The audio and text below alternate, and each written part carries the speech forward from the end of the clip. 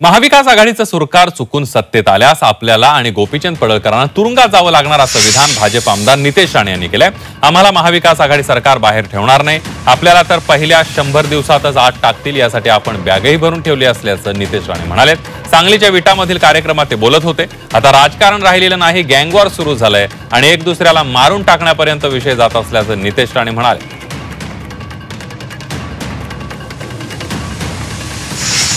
या ऑक्टोबर मध्ये होणाऱ्या निवडणुकीमध्ये चुकून फक्त चुकून अगर महाविकास आघाडीचं सरकार परत आलं तर मग तुम्ही आम लोकांना कुठे बघाल याचा विचार करून टाका। आम्ही काय 6 महिन्यामध्ये दोघंही तुम्हाला कोल्हापूरच्या मुख्य जेलमध्ये भेटू, आपसात गोट्या खेळत असू आम्ही आवरात।